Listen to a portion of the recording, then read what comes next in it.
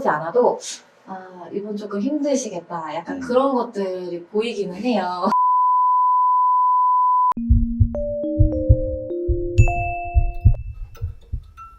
안녕하세요. 랜선 주치 양원장. 오원장입니다. 오늘 저희가 임신 안 되는 체질, 임신 잘 되는 체질에 대해서 얘기를 나눠보려고 하는데요. 혹시 양 원장님은 제일 기억에 남는 환자분이 있으실까요? 네, 저희들이 뭐 임상한 지 한 10년 정도 돼가는데 임신으로 찾아와 주신 분들이 정말 많았습니다. 정말 많은 분들이 생각나긴 하는데 임신을 이렇게 시도하시다가 잘 안 되셔가지고 이제 이혼까지 하시고 이제 다시 어떻게 또 좋은 인연을 만나셔가지고 재혼을 다시 하게 되었는데 이번에는 꼭 내가 임신을 하고 싶다. 그래서 그렇게 오신 분도 정말 기억에 남고 원장님은 생각나는 분들 특히?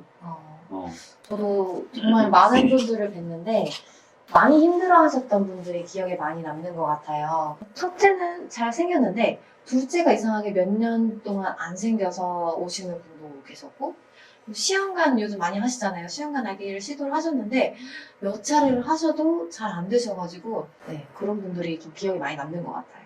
자, 그러면 실제로 그런 분들이 많이 한의원에도 오시는데 뭐 어떤 원리로 한방에서 그런 분들을 치료를 하는지 그 부분에 대해서 이야기를 나누려고 합니다. 진짜로 아이를 잘 낳는 체질, 못 낳는 체질이 따로 있는지 한번 알아보겠습니다.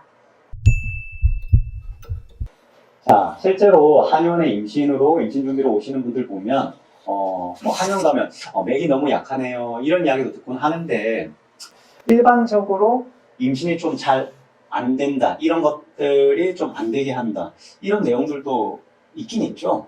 네, 사실은 저희가 맥을 짚어보지 않아도 아, 이분 조금 힘드시겠다. 약간 그런 것들이 보이기는 해요. 그래서 흔히 알려져 있는 게 뭐 비만, 저체중, 뭐 커피를 마시면 잘 안 된다. 뭐 이런 내용들이 있는데 보다 더 핵심적으로 저희가 알 수 있는 부분들이 있거든요. 그게 뭐라고 생각하시죠? 실제로 오시는 분들한테 항상 이야기드리는 가장 핵심 원리가 뭐냐면 아랫배를 따뜻하게 한다는 이 말을 항상 이야기 드려요. 저 아랫배가 따뜻한다는 말, 이게 무슨 뜻일까요? 온도가 뜨거운. 그렇죠. 사람의 몸에는 폐열이 혈액에 의해서 나타나고, 즉 혈액을 통해서 몸 구석구석에 영양물질이나 산소들이 이제 공급되는 건데, 아랫배가 따뜻해진다는 말은 자궁 난소가 있는 골반 쪽으로 혈류 순환이 공급이 원활하다는 것을 의미하게 되죠. 아랫배가 따뜻하다는 거는 결국 자궁 난소 쪽에 있는 골반 쪽으로의 혈액순환이 잘 된다는 건데 그게 잘 되면 좋은 점이 뭐가 있죠? 일단 아래쪽으로 혈액순환이 잘 되면 피들이 가서 사실은 자궁 내막이나 이제 세포 조직들도 발달하는 거고, 즉 임신을 준비하는 거죠. 임신을 준비한 다음에 착상이 되면 아기집이나 뭐 심장 소리나 어떤 들리기 위해서 또 세포 조직이 발달해야 하는데 영양물질인 혈액순환이 잘 되어야지 이제 유산 없이 임신이 잘 유지될 수 있다는 거고, 만약에 착상이 되지 않았을 때는 자궁 평활근, 수축 이완이 일어나서 내막 조직들을 탈락시키는 게 결국 생리인데, 생리통이 있어도 사실 통증이 있다고 거기 아이스팩 되는 사람은 아무도 없잖아요. 즉 근육이 수축 이완하면서 내막 조직을 잘 탈락시키기 위해서는 따뜻한 환경이 잘 조성이 되어야 한다. 근육이 움직일 힘이, 밥이 있어야 한다. 이게 이제 혈액이라고 하는 거고, 그런 것들이 잘 안 되면 막 쥐어짜려고 통증으로 나타난다든지, 아니면 생리혈하고 용유해서 어떤 조직이 어디에서 자라는지에 따라서 이름만 다른데 뭐 근종, 성근종, 뭐 내막종 등등 종양질환을 의미하는 거죠. 이 모든 것들이 하나의 원리로 설명되는데 그게 뭐냐면 그게 뭡니까? 아랫배가 따뜻해야 따뜻해야죠. 차가우면 안 되죠. 네, 그러면은 아랫배가 따뜻하다는 거는 생리랑만 연관이 돼 있는 건가요? 방금 이야기한 뭐 임신이라든지 종양질환이라든지 어떤 이런 쪽 자궁 난소의 기능으로만 연결된 게 아니라 방광염이라든지 뭐 질염이라든지 골반염이라든지 이런 쪽으로도 연관되고, 하복부에 있는 그 3대 기능이 자궁 난소 기능, 즉 생식 기능과 그리고 대변 기능, 소변 기능이라고 생각하는데, 아랫배가 따뜻해지면 이 모든 기능들이 원활해지기 시작합니다.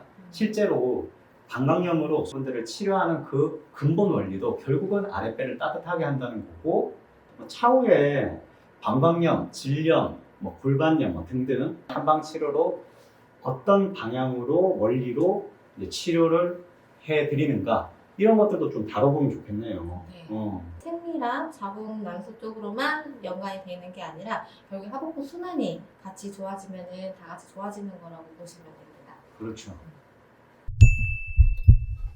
네, 그러면 결국에는 임신이 잘 되려면 아랫배가 따뜻해야 된다는 건데 아랫배를 따뜻하게 하는 방법으로 저희가 일반적으로 집에서 핫팩 같은 걸 대고 있다거나 흑등방 같은 데 다니시는 분들도 계시고 근데 그렇게 하면은 임신이 잘 되는 걸까요?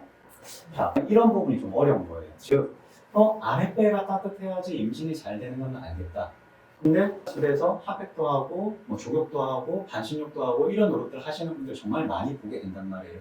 그래도 잘 안 되는 분들은 다른 원인들이 얽혀져 있기 때문에 결국은 안 되는 건데 예를 들어서 임신으로 오신다고 하셔서 아래를 따뜻하게 하는 그런 약제들이 있는데 똑같은 약으로 달여서 모든 분들한테 처방을 하면 그게 아니라는 거예요.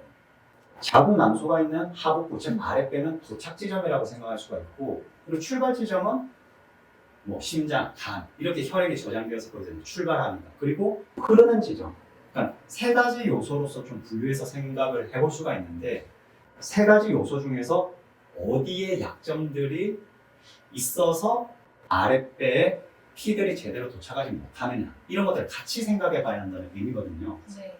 예를 들어서 혈액 자체가 생성이 잘 안 되는 분들 어떤 분들이 있겠어요? 소화가 잘 안 되는 분도 있겠고 그리고 폐 기능이 약한 분들 폐가 산소를 공급을 잘 해줘야 혈관에서 그걸 받아서 적혈구도 잘 만들어내는 거기 때문에 한마디로 피가 잘 만들어지기 위해서는 모든 장부들이 그 기능들이 관여한다는 의미인데 소화 기능이 약하다고 하면 소화 기능에 관련된 그런 약제들을 같이 처방을 하고 폐 기능이 약하다라고 하는 어떤 몸의 단서가 나타나면 그 임신 한약에 길경, 도라지를 넣기도 합니다.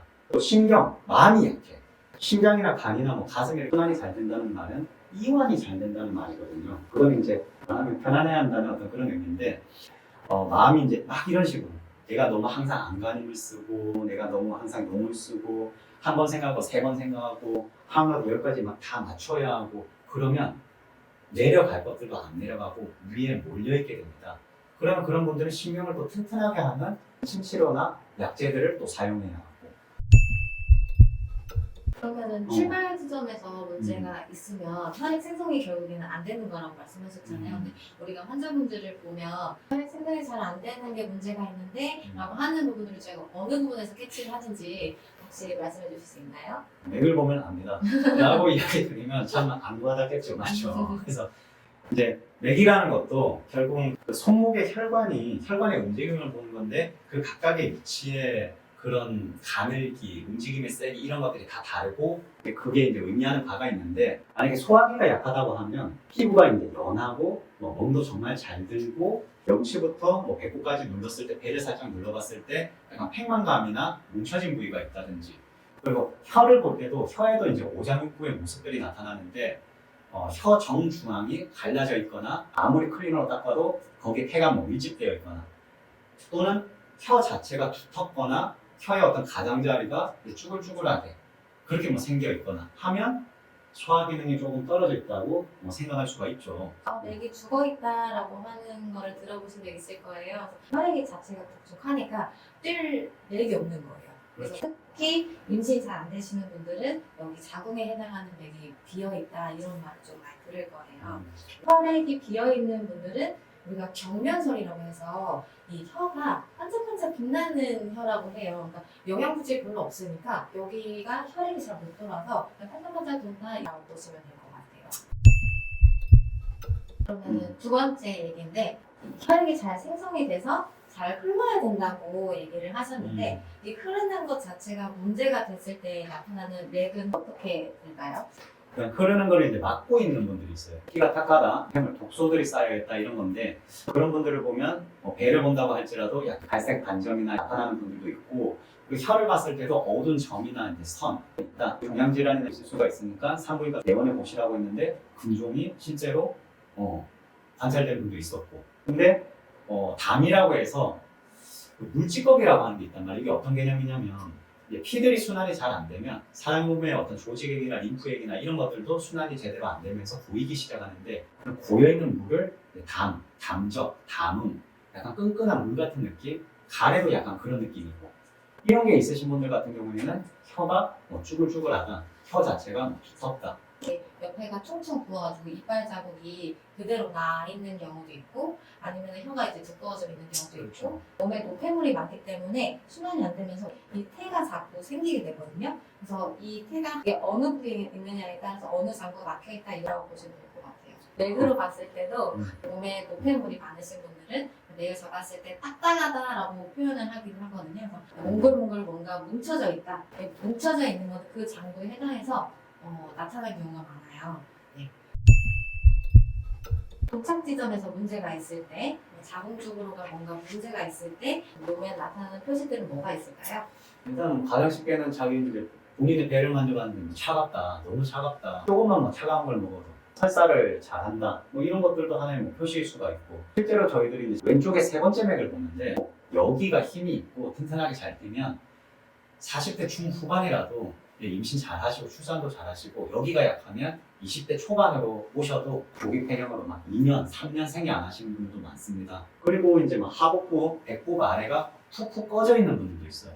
이런 탄력도도 보죠. 너무 딱해져 있는 분들도 있고 이런 내용들을 뭐 종합하고 혀꼬리 쪽이 자궁, 난소 이런 쪽 아랫배기 때문에 여기에 하얀 수포가 있다든지 이런 것들도 사실 보게 되죠. 정리를 하자면 아랫배가 따뜻해야지 이제 자궁 난소 기능이 좋아진다. 피부뿐만 아니라 뭐 생리통 그리고 뭐 다낭성, 조기폐경, 무월경 그리고 근종 종양 질환 이런 모든 것들을 아우르는 개념. 또한 그뿐만 아니라 건강염, 질염, 변비나 다 아우르는 개념이라는 부분 설명드렸고 단순히 아랫배를 따뜻하게 한다. 물론 그게 가장 기본적인 노력이긴 한데 그걸로는 안 되는 분들은 관련된 어떤 원인들, 소화 기능이나 내가 신경이 약하다. 여기 막 화가 많은 거야 한마디로. 내가 쉽게 긴장하니까 여기 다 몰려 있는 분들. 그런 분들은 여기를 시원하게 하고 아래는 따뜻하게 하는 약재를 쓰고 동시에 쓰거든요.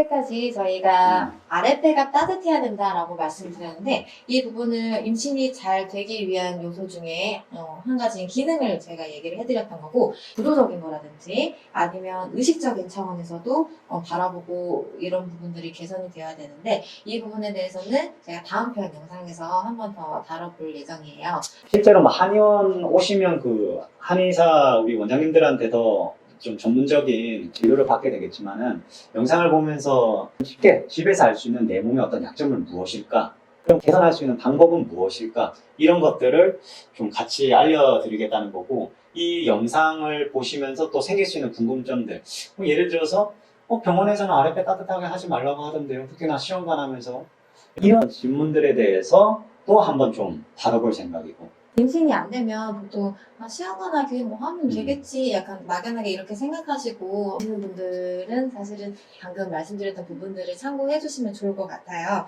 네, 그럼 여태까지 저희 영상 시청해 주셔서 감사합니다. 다음 편에서 뵐게요.